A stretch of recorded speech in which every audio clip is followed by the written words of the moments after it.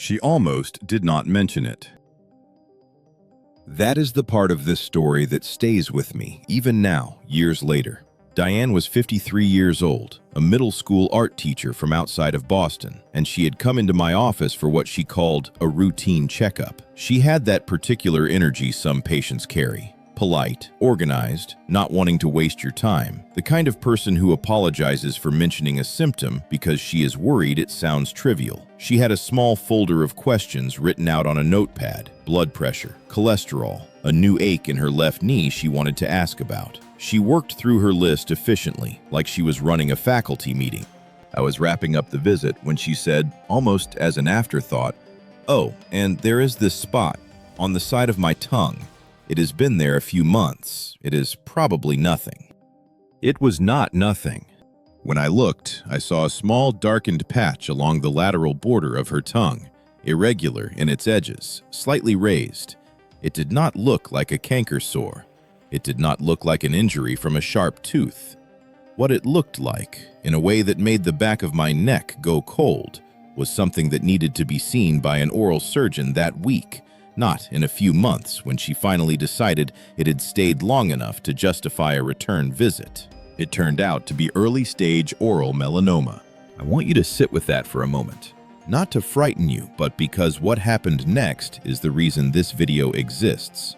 Because we caught it. We caught it because Diane, despite her instinct to brush it off as nothing, mentioned it. And because she mentioned it, and because I looked, she had a localized lesion that was surgically removed, monitored closely, and she is teaching 8th graders art to this day. The tongue gave us the warning. The tongue almost always does. We just never learn how to read it. That is what we are doing today. I am going to teach you how to look at your tongue the way I look at it during an exam. What the color tells me, what the coating means, what the cracks and edges and texture are trying to communicate about everything from your gut to your liver to your nervous system. Because every single morning, you open your mouth in front of a mirror to brush your teeth, and your tongue is right there, holding information your body desperately wants you to have. Subscribe to Dr. Cross and hit the notification bell. We are building this channel one honest conversation at a time, working toward 1,000 subscribers. Every single one matters because it means one more person gets information they will not hear in a waiting room. If Diane had seen a video like this years earlier, she might have called my office 6 months sooner. That margin matters. It matters enormously.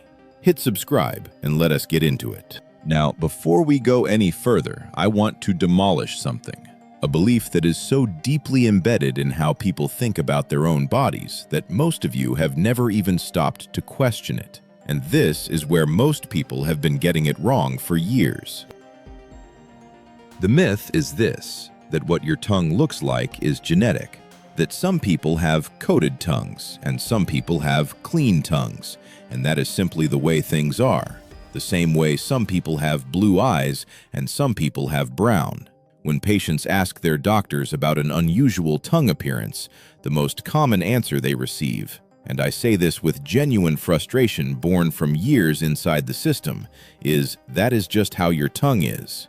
Or worse, it is normal for you. I heard a version of that sentence hundreds of times during my years in hospital medicine, and every time I did, I felt the same low simmer of irritation, because it is not accurate.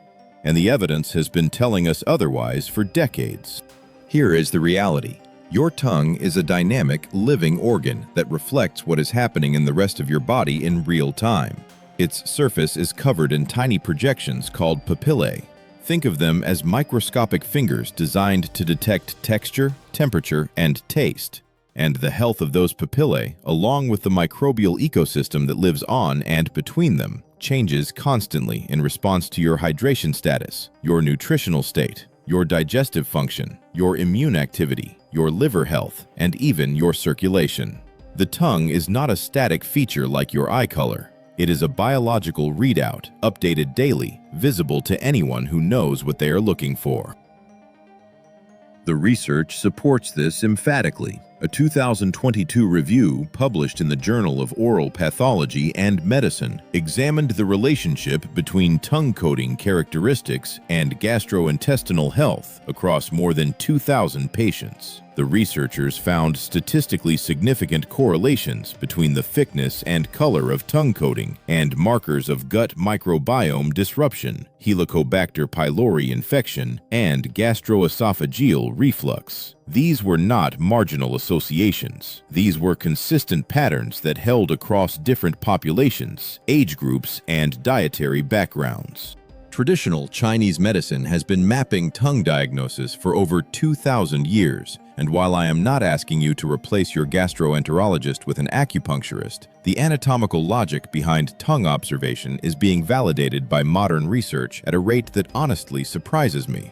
The tongue shares embryological origins with several internal organs. Its blood supply and nerve supply connect it to systems throughout the body. When those systems experience stress, the tongue often shows it first, before blood tests, before imaging, before symptoms become severe enough to send someone to an emergency room. And this connects to something I see constantly in practice, which is the gap between when a problem begins and when it gets identified. Most chronic conditions do not announce themselves with dramatic symptoms right away. They whisper. They send early signals through channels we have not been taught to monitor. The tongue is one of those channels, and we have been ignoring it almost completely in mainstream Western medicine. Not because the evidence is not there, but because a 7-minute appointment does not leave room for looking at your patient's tongue and having a real conversation about what it means. I stopped accepting that answer years ago, and you should too. Let me now take you inside the biology of what you are actually seeing when you look at your tongue, because this is where it gets genuinely fascinating, and understanding the mechanism is what transforms this from a list of symptoms into something you can actually use. The healthy tongue, in its ideal state, is a pale pink color, not deep red, not pale white, not purple, with a thin, almost translucent coating that is moist and evenly distributed. The surface has a slightly rough texture from those papillae I mentioned, and the edges are smooth and clearly defined. If you could look at a healthy tongue under a microscope, you would see a thriving ecosystem of microorganisms, bacteria, fungi, and other microbes living in careful balance with one another and with the cells of the tongue itself. That balance is the key to everything that follows. Think of the tongue's surface as a garden. When the garden is healthy, it has a diverse range of plants, each holding the others in check.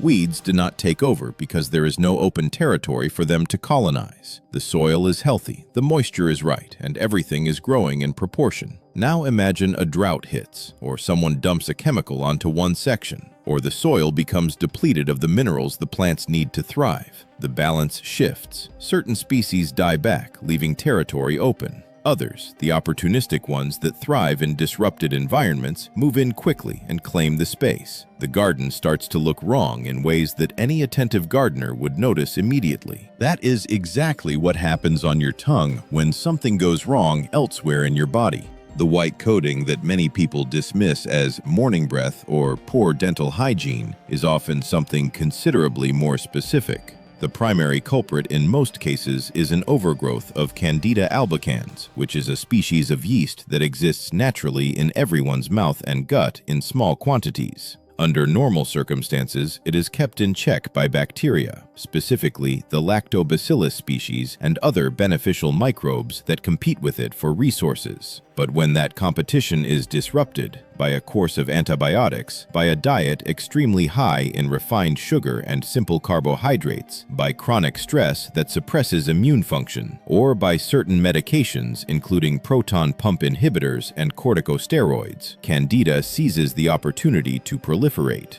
The result is a white, often slightly curdled-looking coating on the tongue that may feel slightly rough or sore to the touch, and that does not wipe off cleanly. This is oral candidiasis, more commonly called thrush, and it is not just a cosmetic issue.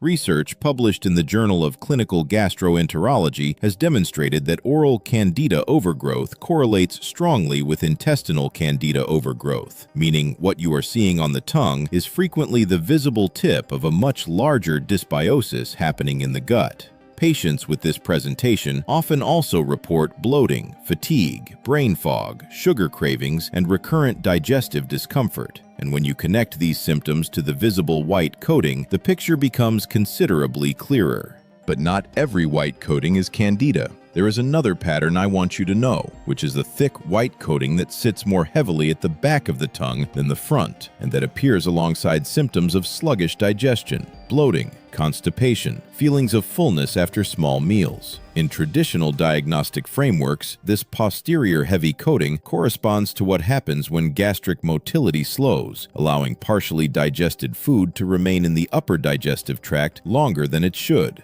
The fermentation of that material by gut bacteria produces compounds that influence the microbial environment of the mouth and tongue.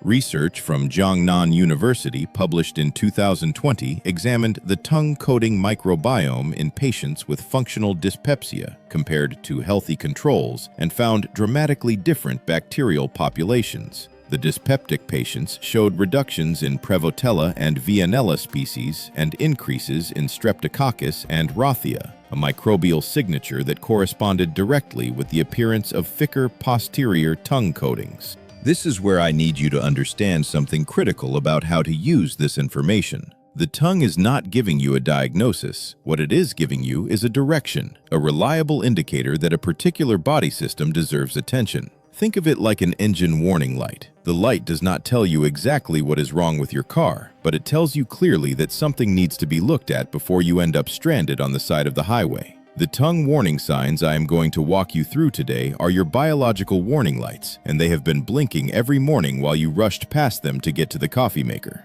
Now let us move to the yellow coating, because this one carries a specific significance that I want to address carefully. A yellow or yellowish-brown coating on the tongue, particularly when it appears toward the center and back of the tongue and is accompanied by a slightly bitter taste in the mouth, especially in the morning, is one of the more reliable tongue indicators I look for in practice when I am concerned about hepatobiliary function. That is a word that refers to the liver and gallbladder as a connected system because they operate in close partnership. The liver produces bile, the gallbladder concentrates and stores it, and together they manage the processing of fats, the clearance of toxins, and the regulation of numerous metabolic processes. When the liver is under stress, from alcohol consumption, from non-alcoholic fatty liver disease, from certain medications, or from chronic exposure to environmental toxins, bile production and flow can become disrupted.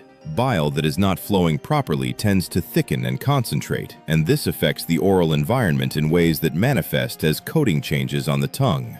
The yellow pigment bilirubin, which is a byproduct of red blood cell breakdown that the liver normally processes efficiently, can accumulate when liver function is impaired, and this shows up not just in the classic yellowing of the skin and eyes associated with jaundice, but in subtler ways, including changes to tongue coating color in the early stages of dysfunction, before any blood test would definitively flag a problem. I want to be precise here, because I have seen this information misrepresented online.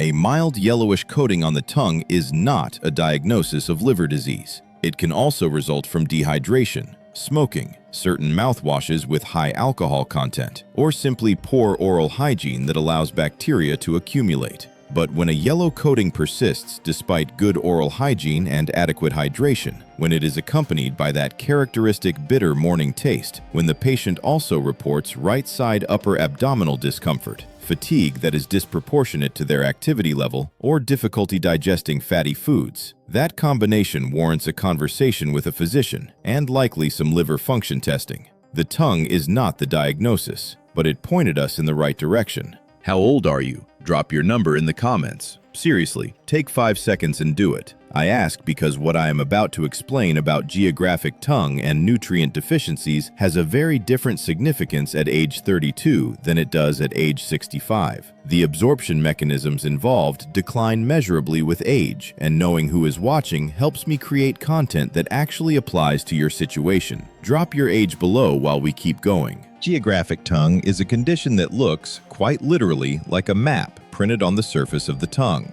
Irregular patches where the papillae have been lost, creating smooth, slightly reddish-pink islands surrounded by white or grayish borders that shift and change location over days and weeks. It affects somewhere between 1 and 3% of the general population, and the medical establishment has largely categorized it as benign and of unknown cause, which is another one of those answers I find deeply unsatisfying. Here is what I find when I look at the research. Geographic tongue correlates significantly with deficiencies in specific B vitamins, particularly B12, B2, riboflavin, B3, niacin, and folic acid, as well as with zinc deficiency. A 2019 study in the journal Nutrients that examined oral manifestations of nutritional deficiency found that geographic tongue was among the most consistent findings in patients with documented B12 deficiency, appearing in a significant portion of those cases even before the classic neurological symptoms of B12 deficiency. Numbness, cognitive changes, balance issues became apparent, meaning the tongue was giving the warning first. The mechanism here involves the extraordinarily high turnover rate of the cells that make up the tongue's surface. The oral mucosa replaces itself completely every 7 to 14 days. It is one of the fastest renewing tissues in the body, second only to the cells lining the gut. That rapid renewal requires a constant, reliable supply of B vitamins and zinc because these nutrients are essential to the cellular machinery of DNA replication and cell division. When the supply is insufficient, the cells responsible for maintaining the papillae cannot renew themselves properly. They flatten, die off, and leave behind those characteristic smooth patches. The body, essentially, is cannibalizing its own tongue surface because it does not have the raw materials to maintain it. Zinc deficiency adds another layer to this picture. Zinc is required for over 300 enzymatic reactions in the human body, including those involved in taste perception and wound healing. Patients with geographic tongue and concurrent zinc deficiency frequently report a diminished sense of taste. Food seems blander, less interesting, and a slower than normal healing of any small cuts or irritations in the mouth. These are clues that form a consistent pattern once you know what you are looking for. The connection to gut health is important here too. B12 is absorbed not through simple digestion, but through a specialized process that requires a protein called intrinsic factor, produced by cells in the stomach lining. When those stomach cells are damaged by H. pylori infection, by chronic use of acid-suppressing medications, or by autoimmune processes, intrinsic factor production drops, and B12 absorption becomes inadequate regardless of how much of it you consume. People with geographic tongue who also have a history of long-term proton pump inhibitor use or who have been treated for H. pylori should have their B12 levels evaluated. The tongue is often ahead of the lab work. The scalloped or scalloping edges, those wavy indentations that look like teeth have been pressed permanently into the sides of the tongue, tell yet another story. And this one connects directly to two of the most common problems I see in contemporary patients: inflammation and inadequate sleep. The scalloped appearance happens when the tongue is swollen, when tissue in the body is inflamed or edematous, which is a medical word for retaining excess fluid. It expands, and when that expansion happens in the tongue presses against the teeth that surround it. Over time, this leaves those characteristic indentations along the lateral edges. The question is always, why is the tongue swollen in the first place? The most common reasons include systemic inflammation from an overactive immune response, the kind associated with food sensitivities, particularly to gluten and dairy in susceptible individuals, and with conditions like autoimmune thyroid disease. Hypothyroidism, both diagnosed and undiagnosed, causes a type of swelling called myxedema that affects tissues throughout the body, and the tongue is one of the places this shows up visibly. Sleep apnea is another major cause.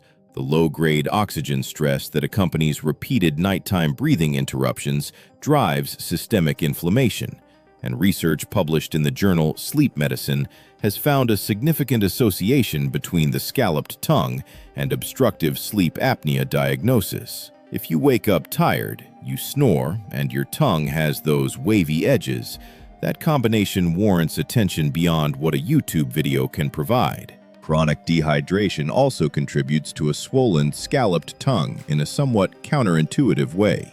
When the body is chronically low on water, it holds on to whatever fluid it has as tightly as possible, and some of that retained fluid ends up pooling in tissues rather than circulating efficiently. The result can look paradoxically like swelling, even in a state of inadequate hydration. The cracks and fissures deserve their own careful attention. A fissured tongue, one with deep grooves or cracks running across its surface, sometimes forming branching patterns, is present in approximately 5% of the general population and increases in prevalence with age. Like geographic tongue, it is often dismissed as a harmless anatomical variation. But the depth, the pattern, and the context of those fissures carry meaningful information. Shallow, fine fissures distributed across the tongue's surface are associated with chronic dehydration and with deficiency of the B vitamins involved in cell membrane integrity. Deeper fissures that accumulate food debris and bacteria can become chronically inflamed and sore, a condition called fissured tongue. And this inflammation is associated with significant gut dysbiosis in the research literature. A study from 2021, published in Frontiers in Cellular and Infection Microbiology, analyzed the tongue microbiome of patients with fissured tongue versus controls and found dramatic differences in microbial diversity, with fissured tongue patients showing reduced levels of protective bacterial species and elevated levels of inflammatory bacterial taxa. The fissures, in other words, are not just cosmetic. They are a window into what is happening in the microbial ecosystem of the mouth, which increasingly we understand to be a window into what is happening in the gut.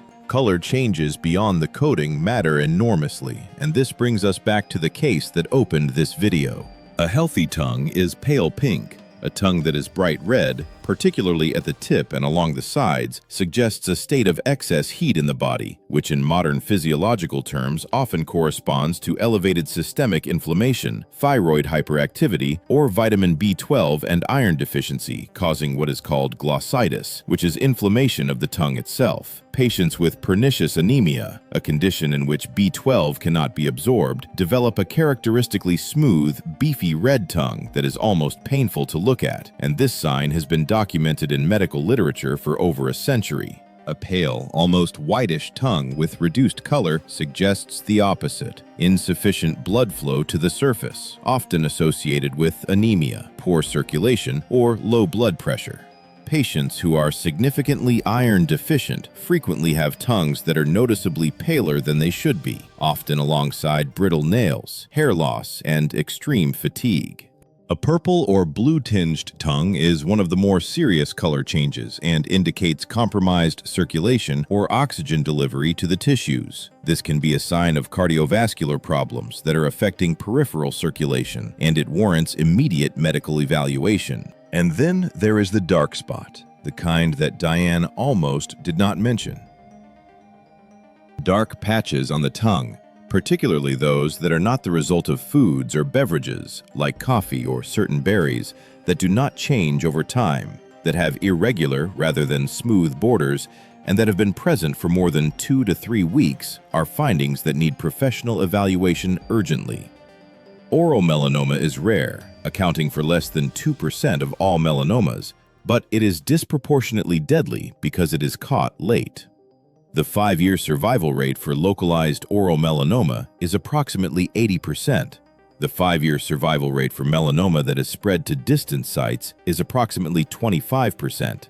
That gap is the difference between a morning appointment and a missed opportunity. I want to talk to you now about a patient named Marcus because his story illustrates something different and equally important. Marcus was 44 years old, a construction project manager from South Boston, the kind of guy who scheduled his own medical appointments by calling the office with one hand while managing a job site with the other. He was not someone who worried about his health. He was strong, active, perpetually busy, and had the slightly irritated energy of a person who considers illness a scheduling inconvenience rather than a biological reality. He came to see me because his wife had essentially issued an ultimatum about getting a physical, the first one he had scheduled in 6 years. During the exam, I asked Marcus to open his mouth and stick out his tongue. He complied with the mild skepticism of someone who considers this particular part of the physical examination largely ceremonial. What I saw was a tongue coated with a thick yellow-white film extending from the middle to the back, dry-looking despite his assurance that he drank plenty of water, with mild but visible scalloping along the edges. I asked him about his digestion. He paused. Yeah, I bloat a lot after meals. I thought that was just getting older. He did not know that the bloating, the constant fatigue he had attributed to his demanding job, the sugar cravings that had him eating energy bars at 3 in the afternoon, and the coating on his tongue were all telling the same story. Blood work confirmed elevated fasting insulin, a pattern consistent with early insulin resistance and significant gut dysbiosis on stool testing. His B12 was at the very bottom of the reference range, technically normal, but functionally inadequate, a level that would have flagged nothing on a standard report, but explained his mental fatigue and that faint tingling in his feet he had mentioned almost in passing and then tried to retract. His liver enzymes showed mild elevation consistent with early non-alcoholic fatty liver disease, a finding in 3 people out of 10 in his age group and socioeconomic profile that goes undetected for years. None of these findings were catastrophic. All of them were actionable, and it started with a tongue that Marcus had never once thought to look at, displayed every morning in the mirror he used to shave. We worked together over the following 8 months. What he accomplished practically is exactly what I am going to walk you through now, because practical information is the only kind that actually changes outcomes. Before we get there, though, I need to stop and say something clearly, because I would not be doing my job if I did not. There are signs involving your tongue that should take you straight to a doctor's office, not to a YouTube video. I mean that without qualification. If you notice a lump, thickening, or persistent sore on the tongue that does not heal within 2 to 3 weeks, you need to be seen. If you have a white patch called leukoplakia that cannot be scraped off and has been present for more than a few weeks, that requires professional evaluation because a percentage of these lesions carry malignant potential. If you see a red patch called erythroplakia, that urgency is even higher, as these lesions have a significantly higher risk of malignant transformation than white patches do. If you experience pain in the tongue, difficulty swallowing, a change in how your voice sounds, or any sensation of numbness or persistent burning on the tongue surface, these warrant same-week medical attention. A burning tongue that is constant and severe could indicate burning mouth syndrome, which has several serious underlying causes, including nerve damage and hormonal dysregulation. Sudden swelling of the tongue is a medical emergency. This can indicate anaphylaxis and requires immediate emergency care. I say all of this not to frighten you, but because this channel's entire purpose is to get you better information, and better information includes knowing when the information has to come from a physician in a room with you, not from me on a screen. Now, what do you actually do? Here is the practical protocol I want to walk you through, organized around the specific findings we have discussed, with real interventions, real timelines, and real reasoning behind every step. This is not a general wellness list. This is targeted action based on what your tongue is telling you. The very first thing I want you to do, today, tomorrow morning, whenever you read or watch this, is look at your tongue under good lighting before you brush your teeth. This is critical. Do not brush first. Brushing removes coating before you can evaluate it. Get a small handheld mirror if you need to, position it near a window or under a bright bathroom light, stick out your tongue and observe. What color is the coating? How thick is it? Where is it? Evenly distributed or heavier at the back? Are there smooth patches? Any cracks? What do the edges look like? What color is the tongue itself underneath any coating? Take a photo. Do this for 7 consecutive mornings before drawing any conclusions, because day-to-day variation exists and patterns matter more than single observations. If you are seeing a white coating that is thick, appears curd-like, and does not improve significantly over 7 days despite good oral hygiene and adequate water intake, the first dietary intervention is to reduce the food supply for Candida. Candida feeds primarily on simple sugars and refined carbohydrates. I am not asking you to eliminate all carbohydrates. That is neither practical nor necessary for most people. What I am asking is that for a minimum of 4 weeks, you dramatically reduce your intake of added sugars, refined flour products, fruit juices, alcohol, particularly beer and wine, which contain significant residual sugars, and ultra-processed foods. What this means concretely is no soda, no candy, no pastries, no white bread, no crackers, no sweetened yogurt, no processed breakfast cereals during this intervention period. Read labels. Sugar hides under over 50 different names on ingredient lists, including corn syrup, dextrose, maltose, sucrose, and anything ending in the suffix -ose. Simultaneously, introduce fermented foods deliberately. Fermented foods contain live bacterial cultures that directly compete with Candida for colonization space in both the mouth and the gut. Real, traditionally fermented sauerkraut, not the pasteurized supermarket version, which has no live cultures, is one of the most cost-effective and accessible options. 2 to 4 tablespoons with meals daily is a reasonable starting dose. Plain, full-fat, unsweetened yogurt with live active cultures. Kefir, which delivers a broader range of bacterial strains than standard yogurt. Kimchi. Miso, which can be stirred into warm, not boiling, which kills the cultures, water, or used as a soup base. Pickles that have been fermented in brine rather than vinegar. Check the refrigerated section, not the shelf-stable aisle. For the probiotic supplement question, the research supports the use of Lactobacillus rhamnosus GG and Lactobacillus acidophilus in addressing oral candidiasis with a dosage of at least 10 billion colony-forming units daily taken with food for a minimum of 8 weeks to see meaningful shifts in the oral and gut microbiome. Do not expect results in a week. Microbiome shifts take time because you are changing an ecosystem, not flipping a switch. Garlic deserves specific mention here.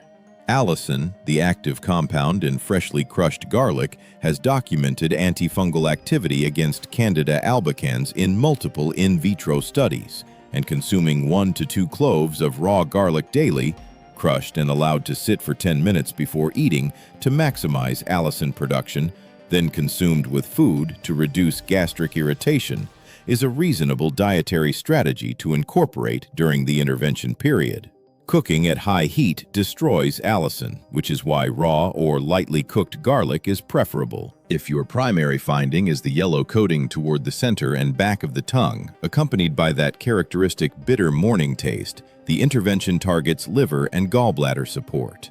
The liver is extraordinarily responsive to dietary change, which is simultaneously one of the most hopeful facts in medicine and one of the most underutilized. Begin with hydration assessment. Most people in developed countries are chronically mildly dehydrated, and dehydration directly impairs bile production and flow. The target for most adults is half of your body weight in pounds, converted to ounces of water per day. So a 160-pound person should be consuming approximately 80 ounces of water daily. That is roughly 10 cups or 2.5 liters. Start your morning with 16 ounces, 2 full glasses of plain water before consuming anything else, including coffee. This is not optional for this protocol.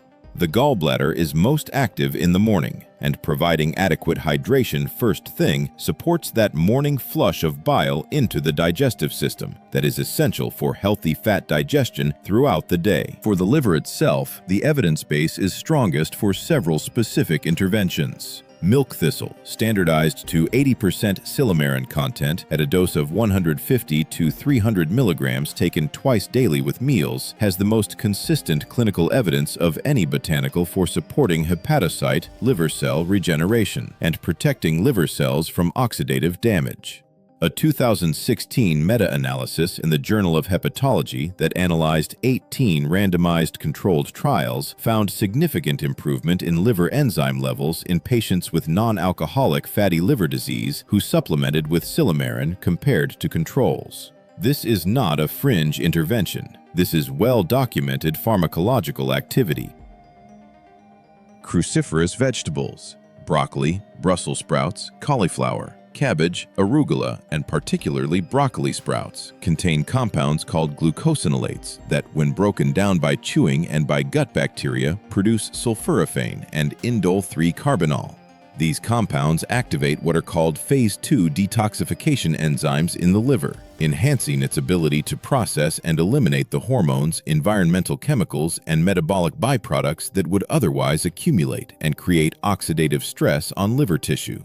Aim for 2 to 3 servings of cruciferous vegetables daily during this intervention. 1 serving is roughly 1 cup raw or half a cup cooked. Broccoli sprouts deserve special mention. 3 to 5 days of sprouting concentrate the glucosinolate content to levels that would require significantly more mature broccoli to match. And a quarter cup of broccoli sprouts on your salad or in a smoothie each morning is one of the most genuinely high-impact dietary additions I recommend for liver health. Reduce alcohol completely during a minimum 4-week intervention period. This is not negotiable if the tongue is showing signs of liver stress. Even moderate alcohol consumption generates acetaldehyde, a compound the liver must neutralize, and asking an already stressed liver to handle that processing on top of its other responsibilities is counterproductive. Dandelion root tea, 1 to 2 cups per day, has traditional and emerging scientific support for stimulating bile production and flow, a process called cholagogue activity.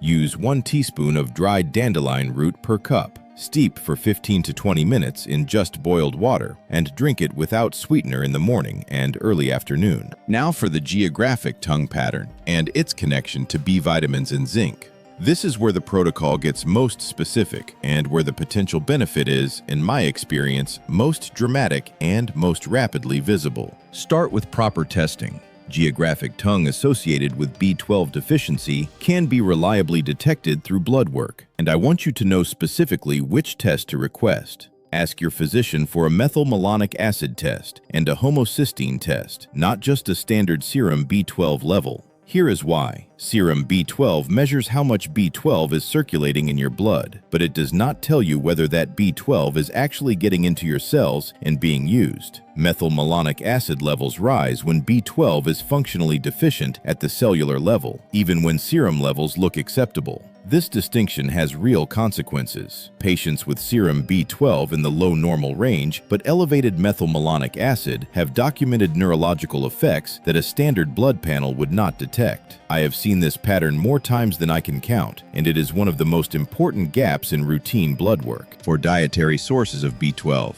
animal products are the primary natural source, which means people following vegetarian or vegan diets are at significant and underappreciated risk for functional B12 deficiency. Eggs, particularly the yolk, contain meaningful amounts. Clams and oysters have some of the highest concentrations of any food.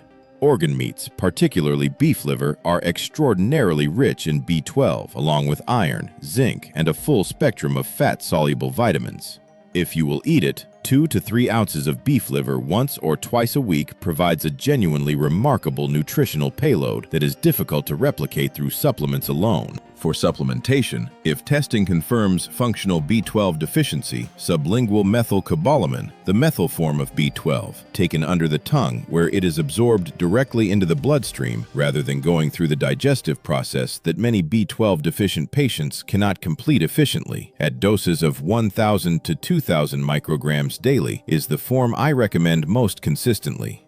Cyanocobalamin, the form most commonly used in cheaper supplements, requires conversion in the body and is not well absorbed in individuals with impaired methylation pathways. Methylcobalamin bypasses this limitation. For zinc, the assessment is equally important. A serum zinc test is a reasonable starting point, though like B12, it has limitations as a functional indicator. Zinc deficiency is remarkably common globally, affecting an estimated 17% of the population, according to research from the International Zinc Nutrition Consultative Group, and it is particularly prevalent in people who consume primarily plant-based diets, because the form of zinc in plant foods is bound to compounds called phytates that significantly reduce its absorption. Soaking, fermenting, or sprouting beans, grains, and seeds before consuming them reduces phytate content substantially. This is not just traditional wisdom, it is well-documented food science. Dietary zinc sources with high bioavailability. Oysters, by far the richest source, containing over 70 milligrams per 100 grams, more than 7 times the daily requirement in a single serving. Red meat, shellfish, and pumpkin seeds. For supplementation, zinc bisglycinate or zinc picolinate in the range of 15 to 30 milligrams daily with food, never on an empty stomach, is well tolerated and well absorbed. Do not exceed 45 milligrams daily over extended periods without medical supervision, as high-dose zinc supplementation over time can create a copper deficiency by competing for the same absorption transporters. The implementation timeline I recommend follows this structure. In the first week, complete your morning tongue assessment for 7 consecutive days and document what you observe. Begin the hydration protocol. 16 ounces of water first thing every morning. Half your body weight in pounds as ounces throughout the day. Eliminate added sugars and alcohol during the intervention period.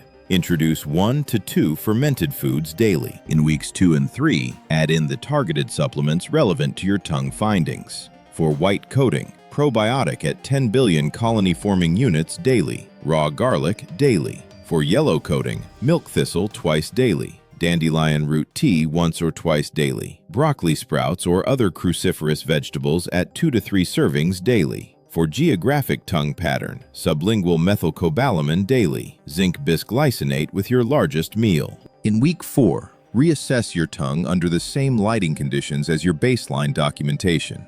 Photograph it again. Compare. The changes, when the intervention is targeting the right system, are often visible to the naked eye within 4 weeks. The coating lightening, the papillae beginning to regenerate in previously smooth patches, the edges becoming cleaner. This visual feedback is one of the most motivating things I can tell patients to watch for, because seeing your body respond is enormously reinforcing.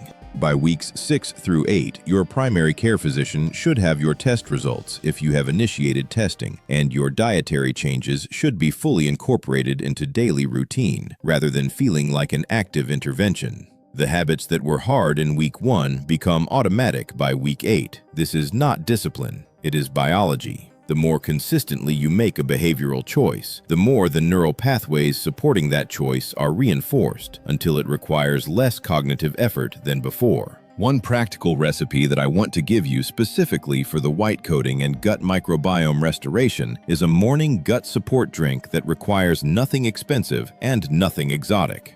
Take 12 ounces of warm water, not boiling, around 140 degrees Fahrenheit, which is roughly as hot as you can comfortably sip. Add the juice of half a lemon, 1 tablespoon of raw apple cider vinegar, specifically with the mother, which is the cloudy sediment containing the active cultures, and optionally, a half teaspoon of raw honey if you need it palatable.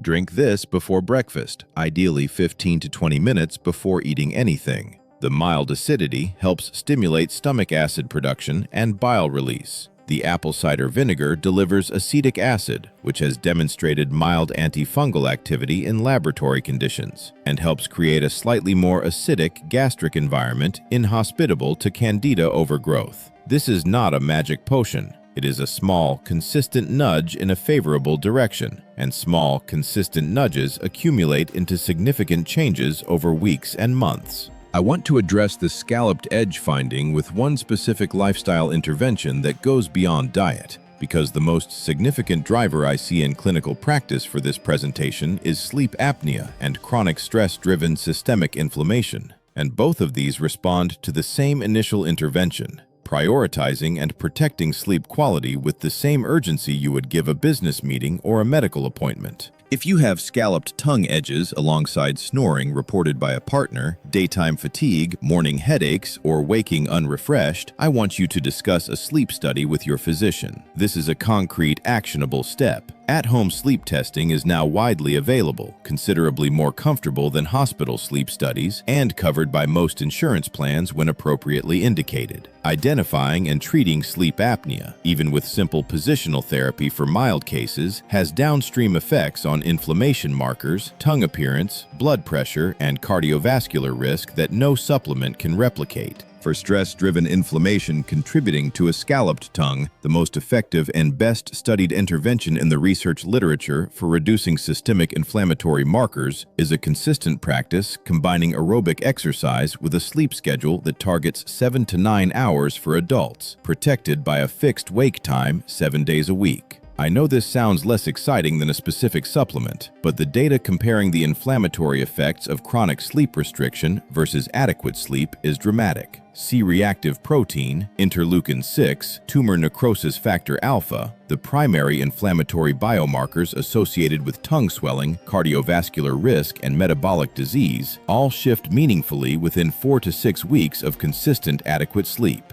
This is not wellness advice. This is physiology. Here is what I want you to take with you as the concrete action plan from everything we have covered today. Look at your tongue tomorrow morning before you brush your teeth. Take a photograph in good light.